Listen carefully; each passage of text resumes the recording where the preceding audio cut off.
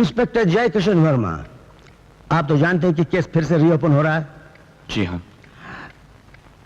मौके पर आपने क्या देखा? जैसे कि मैं पहले बता चुका हूं, जब मैं वहां पहुंचा तो मोहन की बॉडी विजय के कंधे पर थी और विजय उसके जिस्म से चाकू निकाल रहा था। विजय उसके जिस्म से चाकू निकाल रहा था? हाँ। आपने उसे चाकू निकालते देखा? जी। चाकू मारते तो नहीं देखा? ऑब्जेक्शन मिलॉर्ड, ये जबरदस्ती गवाह से कहलवाना चाहते हैं कि चाकू विजय के पहुंचने से पहले किसी ने मार दिया था। एग्जैक्टली मिलॉर्ड, मैं यही साबित करना चाहता हूं कि विजय सक्सेना के पहुंचने से पहले किसी और ने मोहन को चाकू मार दिया था। Objection overruled, you can proceed. तो आपने विजय सक्सेना को कितने बजे गिरफ्तार किया? 10 बजे। अब ठीक से जवाब दीजिए, आपके पास कब फोन आया था कि विजय सक्सेना मोहन का खून करने जा रहा है? 9:30 बजे। गुड। तो आपको याद होगा कि पोस्टमार्टम रिपोर्ट के मुताबिक मोहन की बीवी और बच्ची का खून 9:30 बजे से पहले हो चुका था। Yes sir. यह पॉइंट नोट किया जाए मिलॉर्ड। अब हमारे फजूल दोस्त सरकारी वकील, माफ करना, फाजिल दोस्त सरकारी वकील अगर कुछ पूछना चाहे तो पूछ सकते हैं। बड़े भैया, अदालत के सामने फजूल दोस्त कहना अच्छी बात नहीं। No question milord. Mister Janardan जी।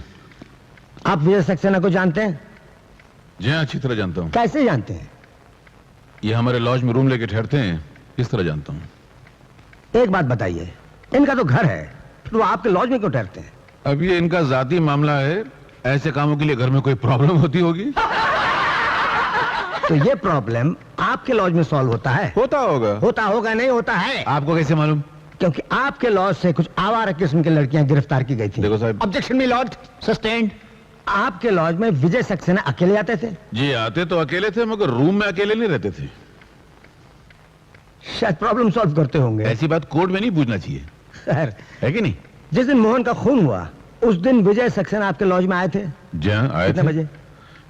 रोज तो 10 बजे आते थे, लेकिन उस दिन 8 बजे ही आ गए थे। ऑब्जेक्शन मिलॉर्ड, जिस दिन मर्डर हुआ था उस दिन विजय सक्सेना लॉज में नहीं गया था।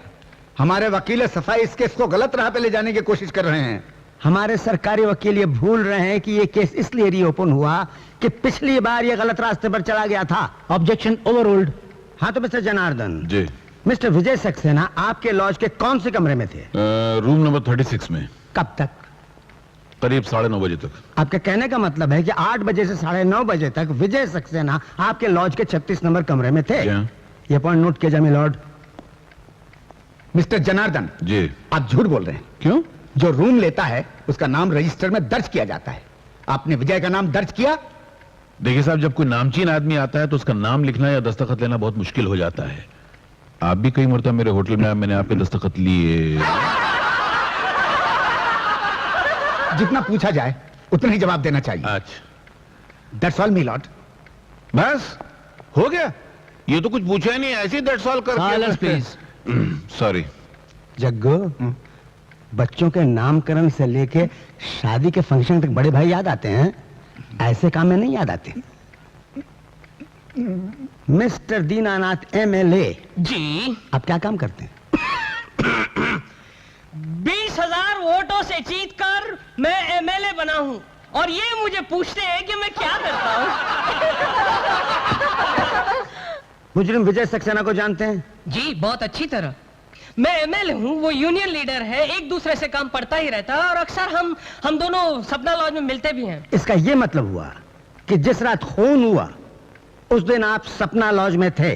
जी हाँ, 8 बजे से लेकर 10 बजे तक, और मैंने मिस्टर विजय सक्सेना को रूम नंबर 36 से 9:30 बजे जाते हुए भी देखा है। उस वक्त विजय सक्सेना के साथ कौन थी? वकील सफाई जबरदस्ती कहलवाना चाहते हैं कि इनके साथ कोई लड़की थी, लेकिन इस सवाल का मोहन के खून से कोई ताल्लुक नहीं। ताल्लुक है मिलॉर्ड, मैं यही साबित करना चाहता हूं। आपको इस सवाल का जवाब देना पड़ेगा मिस्टर एमएलए। देखिए, ये किसी की इज्जत का सवाल है, ये आप मुझसे न कहलवाएं तो अच्छा है। मिस्टर एमएलए, जहां किसी की इज्जत का सवाल है वहां किसी की जिंदगी का भी सवाल है, इसलिए इस सवाल का जवाब आपको देना पड़ेगा। मैं जवाब तो दे दूंगा, लेकिन दुनिया मुझे कभी माफ नहीं करेगी। वेल, उनके साथ कोई थी। कौन थी? सब इंस्पेक्टर ज्योति वर्मा। ये पॉइंट नोट किया जाए मिलॉर्ड। ये झूठ बोल रहा है साहब, ये झूठ बोल रहा है। भरी अदालत में शादीशुदा औरत को बदनाम कर रहा है। ये नेता नहीं बल्कि नेता के नाम पे एक बदनुमा दाग है। प्लीज आप खामोश रहिए। मिलॉर्ड, मेरी आखिरी गवाह है सब इंस्पेक्टर ज्योति वर्मा। आप मुलजिम विजय सक्सेना को जानती हैं? जी हाँ, ये मेरे जीजा जी हैं। ओ जीजा जी, बड़ा प्यारा रिश्ता है। सब इंस्पेक्टर ज्योति वर्मा, क्या यह सच है कि जिस दिन मोहन का खून हुआ उस दिन आप मुलजिम से मिली थी? जी हाँ, कहाँ? सपना लॉज में। सपना लॉज। किस वक्त? 8:30 बजे। लेकिन आप मुलजिम से मिलने क्यों गई थी? मैं मुलजिम से मिलने नहीं गई थी, वहां रेड करने गई थी। यानी मुलजिम से आपकी वहां अचानक मुलाकात हो गई?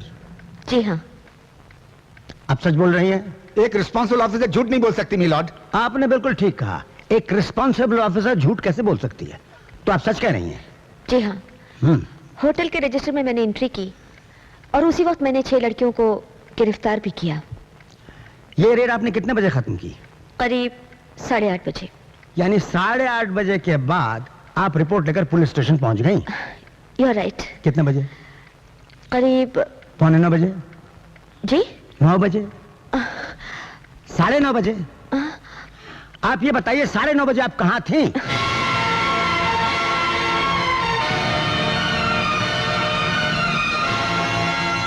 सब इंस्पेक्टर ज्योति वर्मा, आप जानती हैं आपकी खामोशी एक बेगुनाह को फांसी के तख्ते पर ले जा सकती है। आपका खामोश रहना किसी की जिंदगी और मौत का सवाल है। आपको जवाब देना पड़ेगा कि 9:30 बजे आप कहां थी? आप 9:30 बजे कहां थी? जवाब दीजिए, जवाब दीजिए, आप 9:30 बजे कहां थी? जी हाँ, मैं विजय सक्सेना के साथ सपना लॉज के रूम नंबर 36 में थी। सपना लॉज के 36 नंबर कमरे में 1 घंटा आप विजय सक्सेना के साथ क्या कर रही थी? I object milord. सस्टेंड। ठीक है मिलॉर्ड, मैं ये सवाल नहीं करूंगा। दोनों आपस में एक बंद कमरे में क्या कर रहे थे उससे मेरा क्या वास्ता? मैं तो वकील हूं। इस केस से इन बातों का कोई लेना देना नहीं है मिलॉर्ड, है। नंबर 1, विजय सक्सेना और ज्योति वर्मा सपना लॉज में 8:30 से 9:30 बजे तक थे।